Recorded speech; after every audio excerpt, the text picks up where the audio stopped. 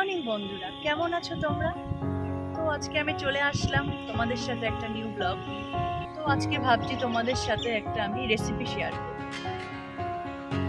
তো চলো দেখা যাক আজকে আমি তোমাদের সাথে কি রেসিপিটা শেয়ার করছি। চলো তোমাদের সাথে রান্নার রেসিপিটা এবার শেয়ার করা যাক। আজকে আমি বানাচ্ছি চিংড়ি মাছের মালাইকারি। তো এখানে আছে হালকা লাল করে ভাজা চিংড়ি মাছ আছে, দুটো পেঁয়াজ কুচি আছে, আদা রসুনের পেস্ট আছে, আর লঙ্কার গুঁড়ো, হলুদের গুঁড়ো আর লবণ, আর আছে নারকেলের দুধ। তো প্রথমে আমি সর্ষের তেল দিয়ে নিয়েছি 4 থেকে 5 চামচি মতন। দুটো পেঁয়াজ কুচিয়ে রেখেছিলাম, দুটো পেঁয়াজ কুচি, দুটো পেঁয়াজ কুচি আমি দিয়ে দিলাম। এবার এই পেঁয়াজটাকে আমি একটু ব্রাউন করে ভাজবো।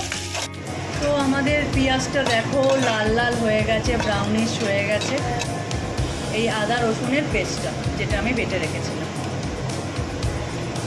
আদা রসুন পেঁয়াজ কাঁচা লঙ্কার পেস্ট, হ্যাঁ দিচ্ছি লঙ্কার গুঁড়ো 1 চামচি, লবণ 1 চামচি।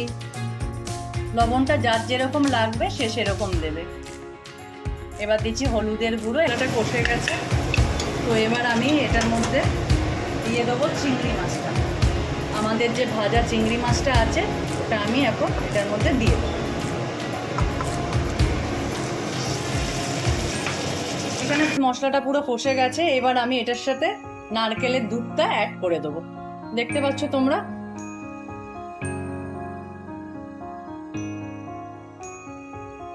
তো একটা গোটা নারকেল কুড়িয়ে যেই দুধটা বেরিয়েছে পুরো দুধটা আমি অ্যাড করে দিয়েছি। প্রেসার কুকারের ঢাকনিটা আমি লাগিয়ে দিয়েছি। তো এটা সিটি পড়বে না, এটা জাস্ট ভাপটা বেরাবে, তারপরে আমি গ্যাসটা বন্ধ করে দেবো। আর এটা মিডিয়াম আঁচে করতে হয়। ফাইনালি চিংড়ি মাছের মালাইকারি আমাদের রেডি। তো তোমরাও একবার বাড়িতে ট্রাই করে দেখো। আর খুব ইজি, ফটাফট হয়ে যায়, খেতে তো খুবই সুন্দর। আর আমাদের বাড়িতে এটা স্পেশাল ডিশ, প্রায় আমাদের বাড়িতে এটা রান্না হয়।